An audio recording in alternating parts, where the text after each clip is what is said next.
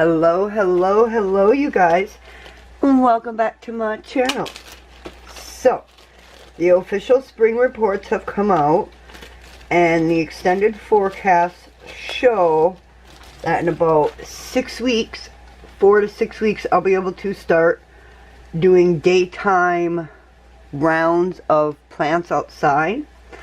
However, since I'm planning on planting all of my tomatoes in fish tanks this year because I had such wonderful success last year, and with all the experimentation I've done over the last 14 years of, well, about 12 years, strongly, of growing my own food and garden, the tanks are absolutely phenomenal here for me to grow tomatoes in up north in this frozen weather, because I can actually get and have the tomatoes outside a good 2 to 3 weeks before anybody else can up here, because of the fact that the fish tank makes a little micro environment.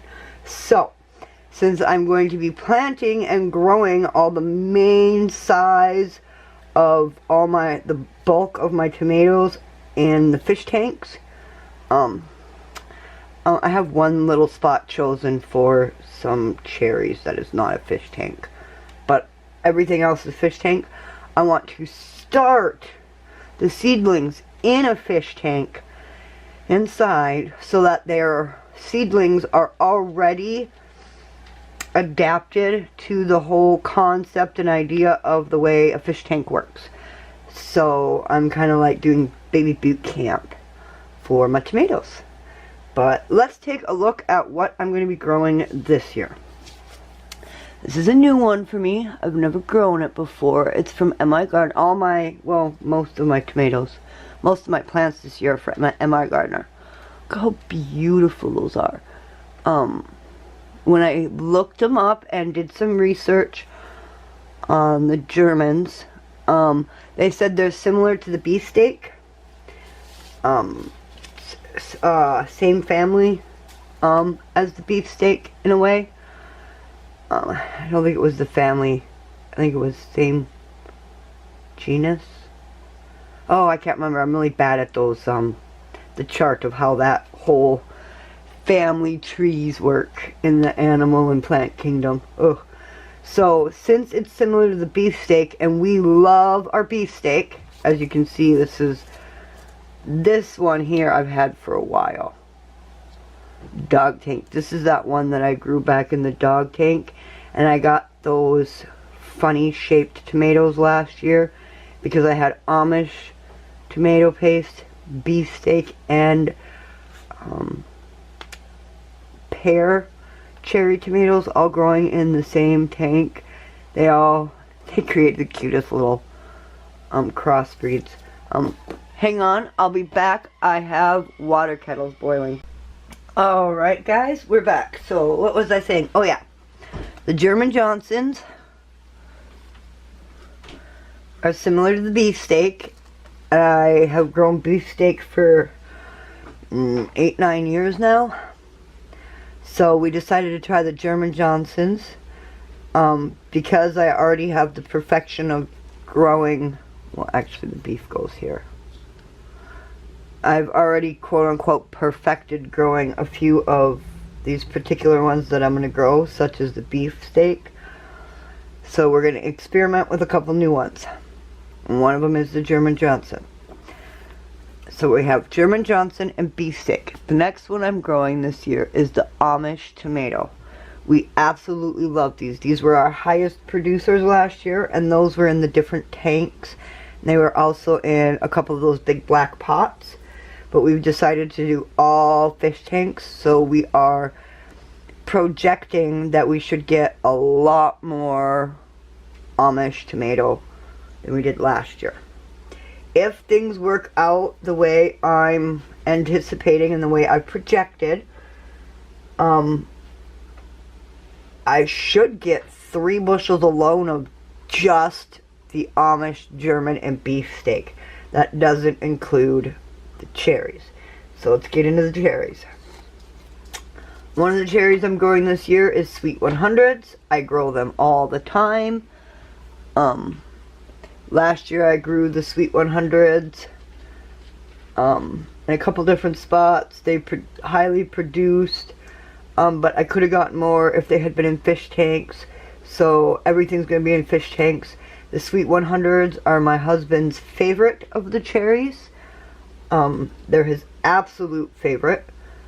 So we're going to be growing lots of those. And the Sweet 100s are a little bit smaller of a cherry, and they've got a tougher skin. We've decided that we love stewed tomatoes made out of cherry tomatoes. I just cut them in half after they're frozen. When I'm defrosting them and making my stew, I cut them in half, throw them in the pot. A few skins can be really tough and can be hard to chew and eat. So out of like 1 quart of cherry stewed tomatoes, there's like 4 or 5 pieces of skin that we end up not eating. And since we're going to be growing a ton of the German Johnsons, the Amish tomato, and the beefsteaks, I'm not going to need to worry about the cherries so much for stewed tomatoes. So I'm going to up my cherry tomato production. And instead of making stewed tomatoes out of my cherry tomatoes, I'll freeze them like always. I'll slice the cherries in half when I'm defrosting them. And instead of adding a bunch of water and making stewed, I'll add the tiniest bit of water. Boil them down really, really good. And then mash them through a strainer so that I separate the skins and the seeds and get just all of the meat out of the cherries. And then I can turn around and make ketchup and barbecue sauce out of my cherry tomatoes. So we're going to be upping the cherry tomatoes.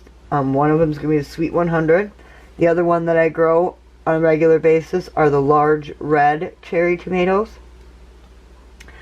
Generally, I buy my starter plants at the local farmer's market, but being as we are now on a much lower income and we're trying to become more self-sufficient and learn more homesteading skills, last year I did a really good job growing 95% of my tomatoes from seed itself. So we're going to try again this year and start again this year. So the Sweet 100s for my husband, the large cherries for my husband. The large cherries are a little bit bigger than the Sweet 100s. They're just as sweet. They have just as much flavor. The skin is not as thick. Another experiment this year, our first experiment is going to be the German Johnson. Our second one are going to be tomatoes. According to all the research that I did, the tomatoes are similar to the large red in size and flavor, but the skins and the way they grow are more similar to the Sweet 100s. And since we like the large cherries and we like the Sweet 100s, me and my husband thought the tomatoes would be a perfect cross between the two of them, and we're experimenting. So there we go. Those are the 6 tomatoes I'm going to be growing this year. The Amish, the beefsteak, the large cherry, and the Sweet 100s are ones we grow on a regular basis. I've been growing them for years. I know the Amish I've been growing for, this will be my 2nd year I've grown them. And they produced very well last year, so I know I can get them to produce very well this year. But the Amish, the beef, the large cherry, and the Sweet 100s I've grown a lot. I have a lot of experience with, so they are not going to need my attention or my affection nearly as much. And I'm not going to have to keep an eye on them as much because I know what I'm doing with them.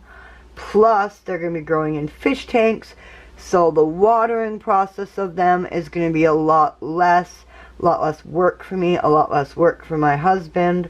He helps me with the watering of the garden. Children help me with the watering of the garden. I do most of it, but each of my children and my husband, they do a couple of particular things for me.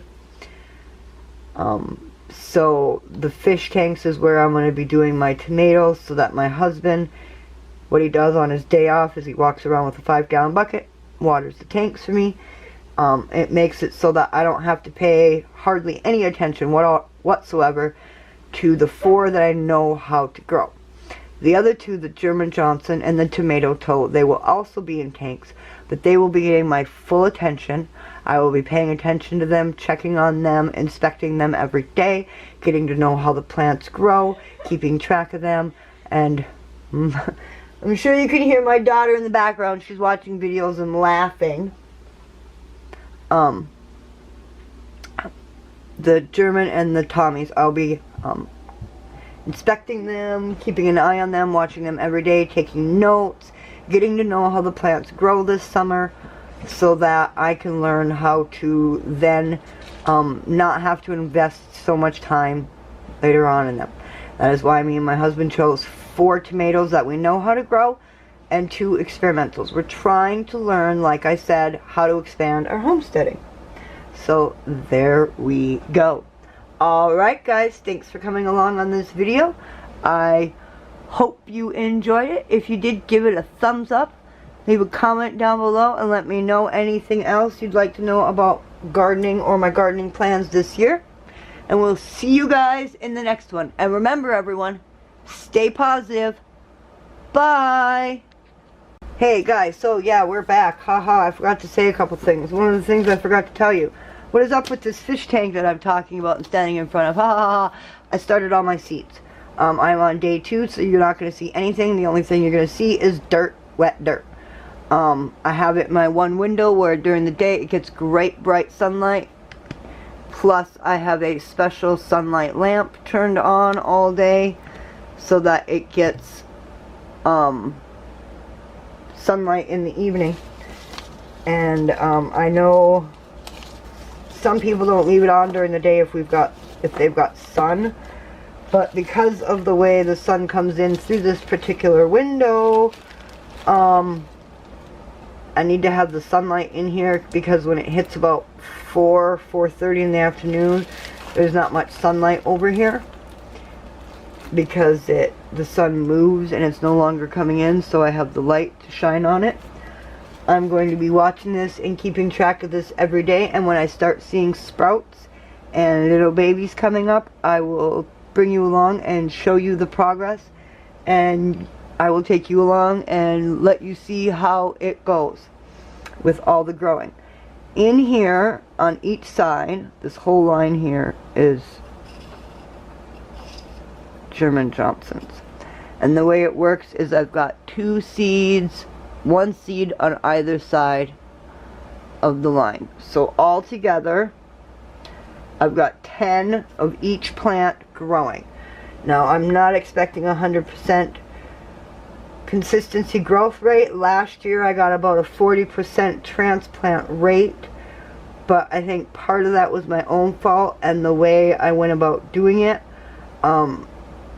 The little containers that I grew in last year, those would work perfect for flowers. The tomatoes had a hard time making the transplant from those pots into wherever I set them last year. So I had about a 40% rate. That's why I'm starting them in here. I want to make sure that I have a higher rate of transplant and progress and growth. Plus, I wanted to give them an even higher chance by starting them in the type of system that they're going to be growing in all grow season. Plus, I planted a higher quantity, 10 seeds of each, to give myself more of a chance for transplant success. Now, I'm not expecting all of them to transplant and be successful. I'm actually kind of hoping that all of them aren't successful and don't transplant, which will give me a couple of empty spots in the tanks when we transplant them into their spots where I have them planned. That way, when I plant the seedlings in there, I can turn around and make space in between the seedlings with seeds so that I'm staggering the growth and the production rate. because some of them will start to slow down a little bit near the end of the year, just as the other ones are picking up speed and taking off. So, yay! Alright guys, I have blabbered on for a while now. Thanks for coming along. We'll see you guys later. Thumbs up, stay positive, all that. Bye!